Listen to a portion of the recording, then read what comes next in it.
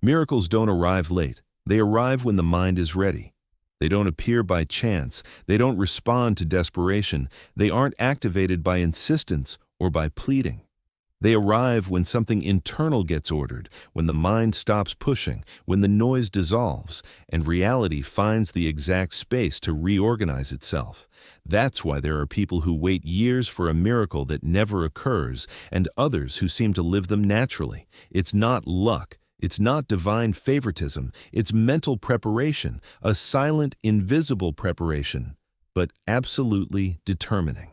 For centuries, it was taught that the miracle was an exception, something that broke the rules, when in reality it's the complete opposite.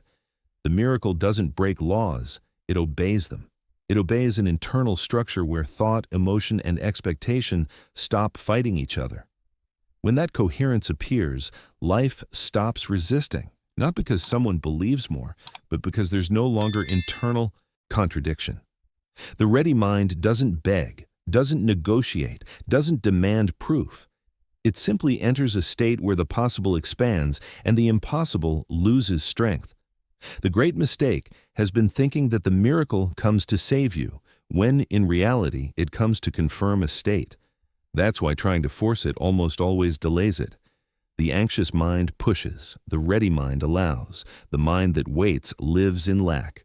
The prepared mind lives in alignment. And when that alignment occurs, events begin to fit together. The right people appear, decisions become clear, opportunities present themselves without apparent effort.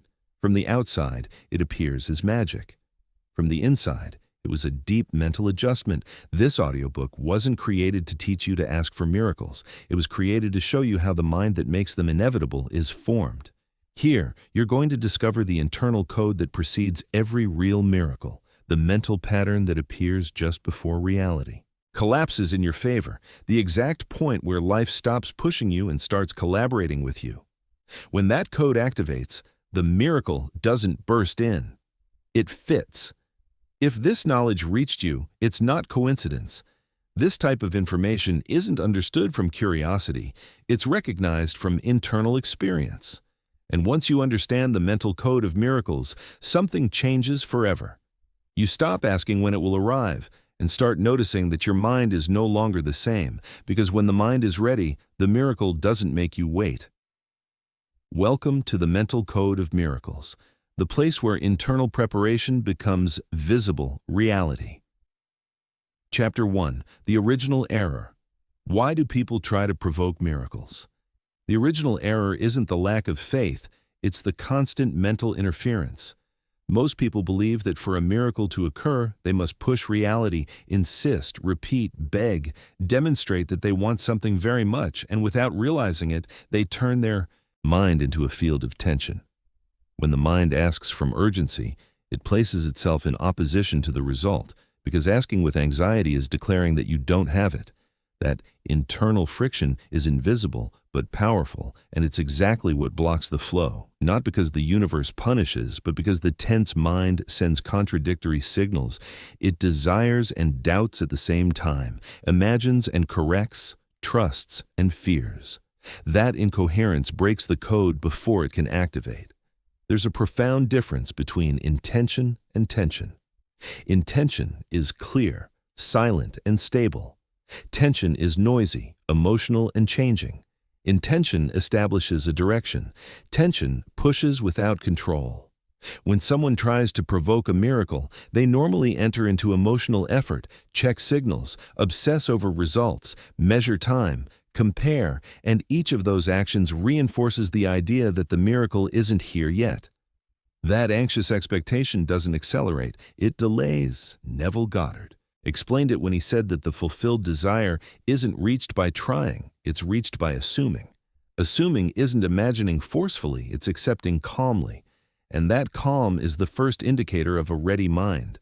Observe two people facing the same problem. The first tries everything, changes method every week, repeats affirmations with urgency, searches for signs, gets frustrated, tries again, and enters an exhausting loop. The second does less, but does to something different, stops pushing mentally, makes an internal decision, releases the need to control the how, and maintains a tranquil certainty. From the outside, it looks like passivity, From the inside, it's alignment. The first lives in effort, the second lives in coherence. And reality responds to coherence, not to exhaustion.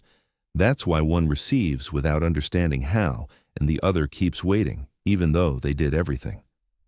Joseph Murphy said it like this: the subconscious doesn't respond to the intensity of desire, it responds to the constancy of the state.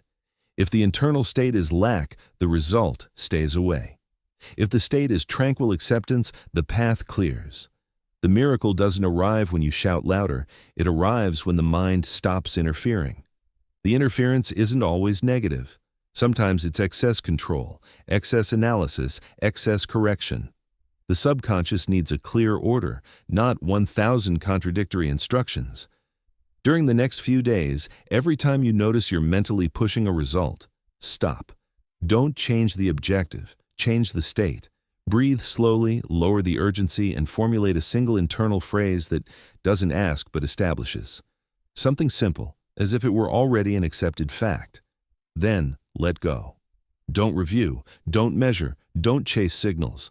This exercise doesn't seek resignation, it seeks coherence. Learning to stop pushing is learning to allow the code to operate without interference. When the noise turns off, something gets ordered, and that internal order is the antechamber of every real miracle. In the next chapter, you'll discover what all minds where miracles do occur have in common and why it has nothing to do with positive thinking, but with a very specific internal structure. Chapter 2. The Invisible Code. The mental pattern that precedes the miracle. Before something changes outside, the mind enters a specific configuration. It's not optimism. It's not blind faith. It's not repeating phrases, hoping something will occur. It's a silent internal pattern that appears before the miracle and that almost no one knows how to recognize. That pattern is the invisible code. When it's active, the mind stops arguing with reality, stops correcting it, stops asking it for proof, and begins to hold a tranquil certainty that needs no explanation. That certainty doesn't shout, doesn't convince, doesn't demonstrate, it simply is. And when it is, reality reorders itself. The great mistake has been confusing this code with positive thinking. Thinking positive is trying to change the emotion without changing the internal structure. The invisible code goes deeper.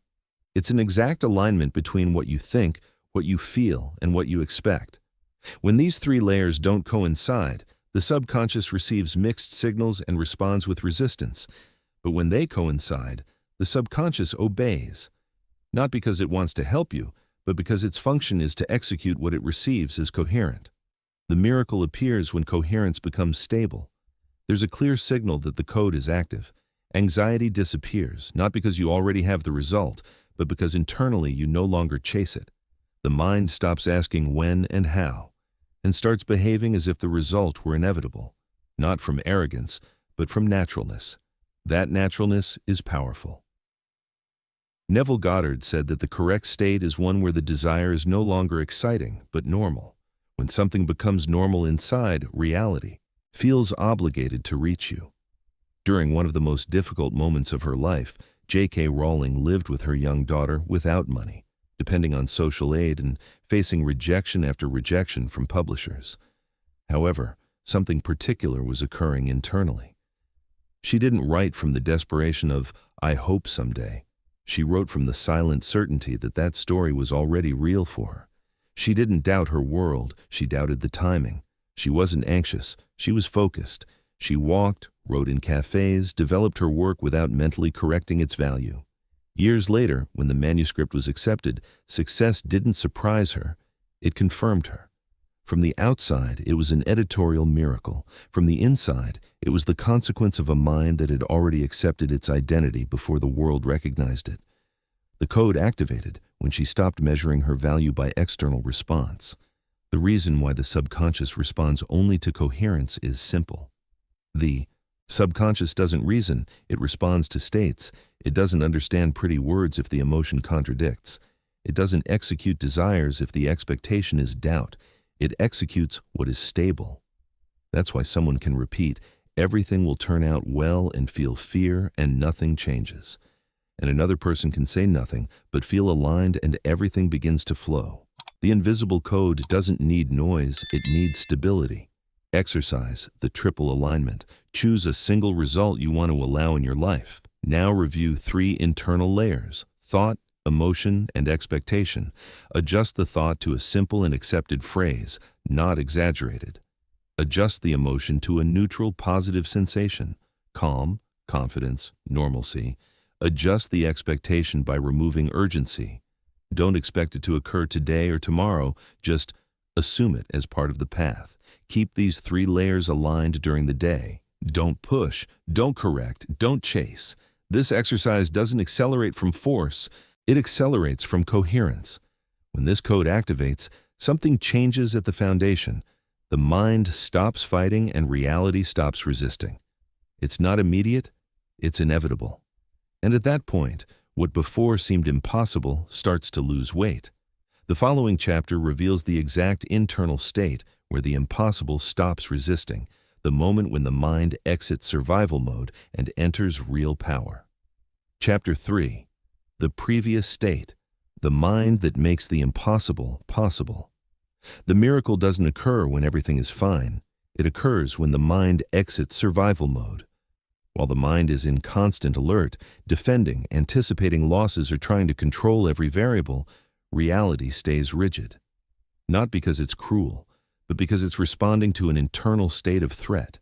Survival mode narrows perception, reduces options, blocks creativity, and makes the mind only see problems to resolve, not possibilities to allow. In that state, the miracle isn't impossible, it's incompatible. There exists a very precise internal point where that mode shuts off. It's not euphoria, it's not resignation, it's a deep calm that appears when the mind stops fighting for immediate results. That calm doesn't mean giving up, it means releasing urgency. And when urgency dissolves, something changes radically. The mind starts operating from clarity instead of fear.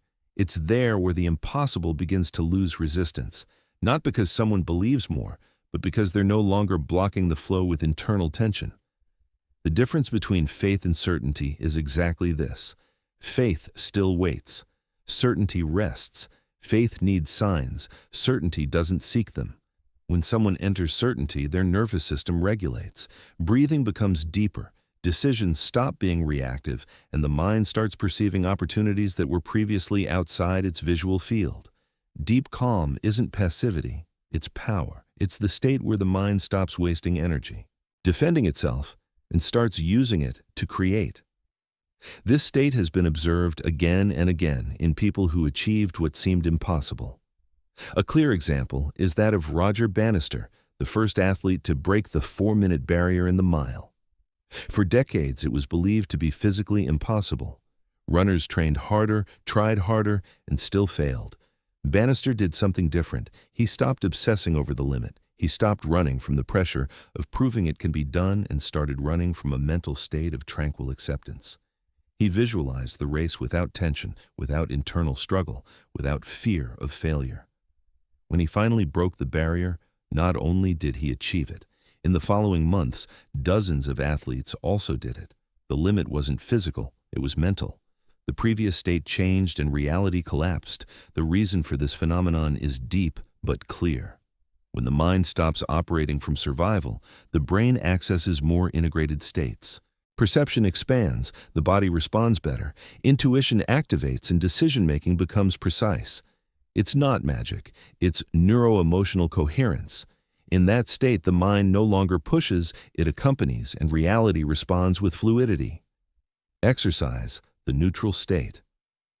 Find a moment of the day where you can stop for a few minutes. Sit without expectations. Don't try to manifest anything. Don't visualize, don't repeat phrases. Just observe your breathing until it becomes slow and deep. Then, formulate internally a single idea related to what you desire, without intense emotion, without urgency, as if it were neutral information. Remain there for a few moments and then continue your day.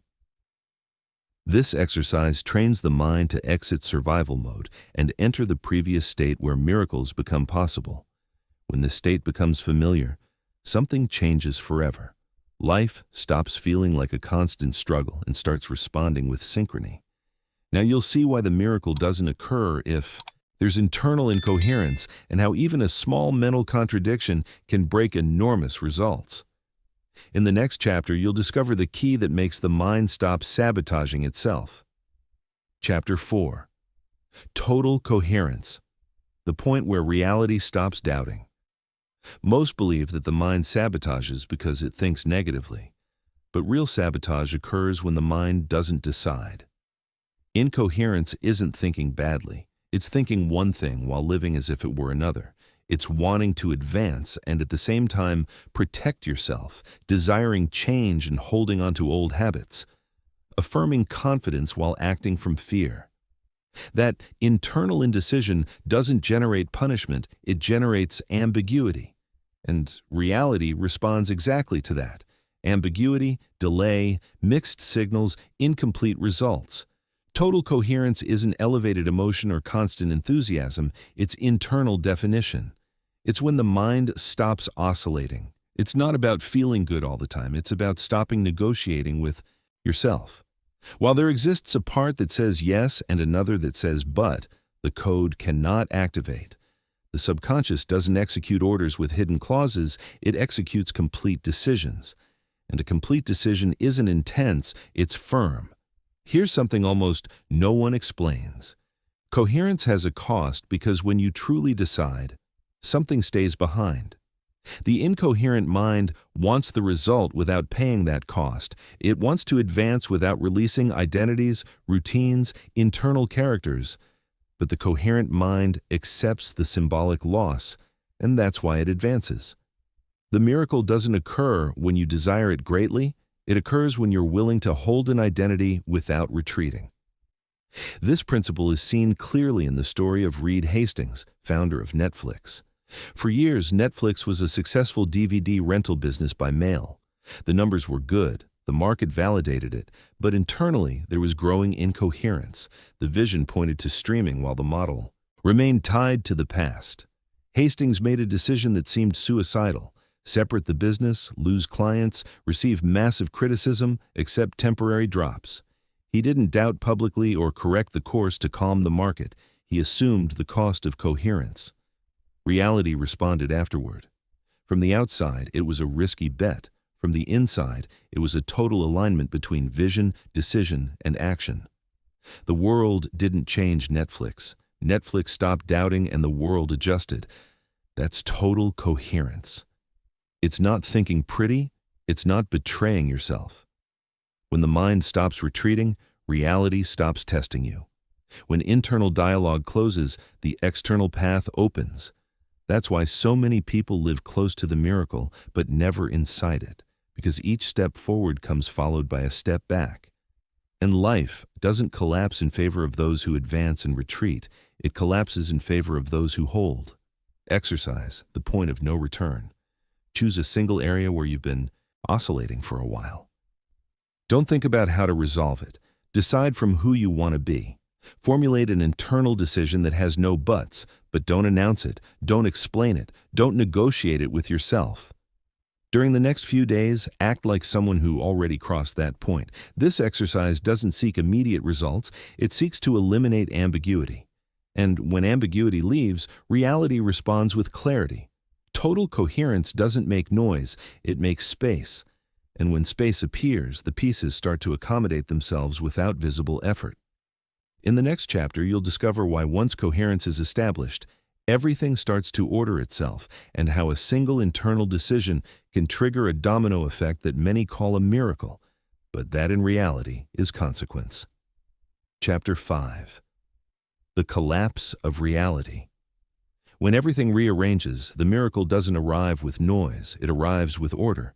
It doesn't appear as a dramatic eruption, it appears as a silent reorganization where each piece begins to move toward its correct place. We call this the collapse of reality, not because reality is destroyed, but because it stops holding a structure that no longer coincides with your internal state. When the mental code is active, life doesn't need to be pushed, It starts to accommodate itself. People distance themselves without conflict, paths close without pain, solutions emerge without search. It's not chance, it's coherence manifesting. This collapse occurs when the mind stops emitting contradictory orders and holds a single internal direction. At that point, reality no longer receives mixed signals. It receives a clear instruction, and when the instruction is clear, the system responds with precision. Most confuse this process with luck because they don't see the previous internal work. But the miracle isn't the visible event. The miracle is the invisible process that makes it inevitable. The final result is just the last domino that falls. Neville Goddard called this process the bridge of incidents, a sequence of facts that seem to have no relation to each other, but that lead exactly to the assumed result. That bridge isn't controlled, it's allowed. Trying to direct it from anxiety breaks it. Trusting in internal coherence completes it. The collapse of reality occurs when you stop correcting the path and allow the structure to reorder from within. A clear example of this phenomenon occurred with Alexander Fleming, the scientist who discovered penicillin. For years, he investigated bacteria without definitive results. One day, upon returning from vacation, he found that one of his cultures had been contaminated by a fungus. The common reaction would have been to discard it, correct the error, clean, and start over. Fleming did something different. He observed without interfering. Instead of fighting against the unexpected, he allowed the process to show itself. That apparent accident revealed that the fungus eliminated bacteria. The world called it luck. But it wasn't luck. It was a prepared mind that didn't interfere when reality reorganized. The discovery occurred because the internal structure was ready to recognize it. This happens equally in daily life. When a person has aligned their internal state, opportunities don't arrive as spectacular blows. They arrive as logical adjustments, a casual conversation, an idea that appears in calm, a decision that feels obvious. The collapse isn't chaotic, it's elegant, but it only occurs when the mind stops getting in the way. Every time you try to help the process with fear, control, or excessive vigilance, you remount the previous structure. The collapse needs space, and space appears when you trust in the coherence you already established. Exercise conscious surrender. Identify a situation where you already made the correct internal decision. Recognize honestly if you're still watching, correcting, or mentally pushing. Then formulate a single surrender. Phrase, not as resignation, but as alignment. A phrase that indicates that the order is already in motion. Afterward, continue your day without reviewing results. This exercise trains the mind to allow natural collapse without sabotaging it with unnecessary control. When this process activates, something becomes evident. Life starts to collaborate, not because you're doing more, but because you stopped interfering. And then what seemed impossible appears as the most logical option. The next chapter explains why others call luck what you activated, and how changing roles completely transforms your relationship with reality. Chapter 6. Why does it seem like luck to others? The miracle always seems like luck to those who only observe the results, never to those who lived the internal process. From the outside, everything happens suddenly. An opportunity appears, a door opens, a problem is resolved. But from the inside, the miracle was a logical consequence. The difference isn't in the event, it's in the mental role from which reality is lived. The observer reacts, the creator operates, the observer interprets, the creator adjusts, and while one waits for signs, the other is already aligned. The mind of the observer lives in spectator mode, analyzes the visible, compares, doubts, asks why to another yes, and to them no.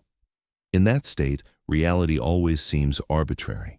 The mind of the creator, on the other hand, isn't pending the result, it's pending internal coherence. Doesn't ask when it will arrive, asks if they're already aligned. That's why, when the event occurs, they don't live it as a miracle, they live it as confirmation.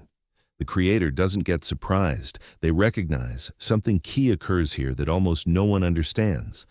When the mental code is active, attention stops being placed on achieving and moves to being placed on holding the state. That change makes the person exit the reactive plane and enter the operative plane. no longer responds to what happens, responds from what they are. And when that occurs, reality starts to adjust almost invisibly. For the external observer, it's luck. For the internal creator, it's consequence. A clear example of this was that of Sarah Blakely, founder of Spanx. Before creating one of the most successful brands in the world, she sold fax machines door to door and accumulated rejection after rejection. The interesting thing wasn't her idea, it was her mental state. Blakely practiced daily a very specific visualization where she saw herself resolving problems and creating value without anxiety about the how. When she presented her product for the first time, many doors closed, but she didn't interpret that as failure. She interpreted it as part of the adjustment. Years later, when Spanx exploded commercially, the world spoke of luck and timing. She explained something different, that she never doubted internally that it would work. She only waited for the external structure to finish accommodating itself. The miracle was visible at the end. The code had been active from the beginning. This explains why two people can live the same situation and obtain opposite results. One interprets the obstacle as a signal to stop, the other as part of the bridge. One tenses, the other maintains. One observes, the other creates. The miracle doesn't distinguish talent, intelligence, or resources. It distinguishes mental states. And when that state is coherent, reality has no option but to respond. Exercise, the role change. During one complete day, observe each difficult situation and ask yourself consciously from which role you're operating, observer or creator. If you discover yourself reacting, stop. Adjust the internal state and continue from coherence, not from urgency.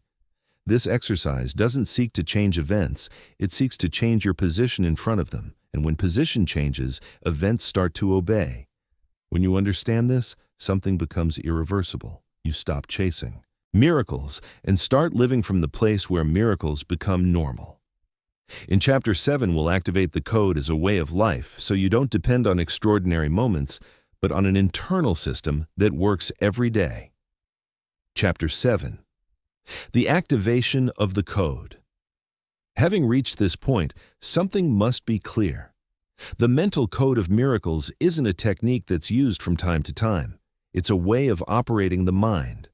It doesn't activate to get something. It activates to stop interfering with what's already in motion. When you understand this, life stops feeling like a struggle and starts feeling like a response. Not because everything is perfect, but because you're no longer in constant opposition with reality. Throughout this audiobook, you saw how the greatest obstacle was never the lack of faith, but mental noise. How the miracle doesn't appear when it's forced, but when the mind enters coherence. How there exists an invisible pattern that precedes every real change, and how by activating it, probabilities stop resisting. The code didn't create anything new. It only eliminated the interference that prevented the inevitable from occurring. Here, the true closing occurs. When the code activates, the wait ends, not because everything arrives immediately, but because doubt dissolves. And when doubt disappears, the internal system stops emitting contradictory signals. The mind stops asking, the body stops tensing, expectation stops watching. At that point, reality receives a clear instruction, and what follows isn't magic, it's consequence. This is the moment where you stop being a seeker and become an operator. You no longer need to accumulate more information. You need to live from the state you learn to hold. The miracle stops being an isolated event and becomes a natural form of reorganization. Life doesn't change because you control it. It changes because you stopped getting in the way, and that's real power. Now, if this audiobook spoke to you, it's not coincidence. It means your mind was already ready to operate at another level. And this channel exists precisely for that, to deepen, order, and activate mental states that transform daily experience. Here, you don't find pretty phrases, you find internal systems that work. If this code resonated with you, I invite you to subscribe and continue with the most powerful audiobooks on the channel. Remember this before closing. Miracles don't arrive late. They arrive when the mind is ready. And if you made it this far, something in you already activated. If you found value in this message and you're ready to transform your mental approach to reality, don't let this moment pass. Subscribe to the channel right now so you don't miss the next audiobooks that will continue deepening your understanding of how the mind creates your experience. Hit that subscribe button, activate notifications, and join a community that's learning to operate from coherence instead of struggle. Your ready mind is waiting for the next level. Subscribe now.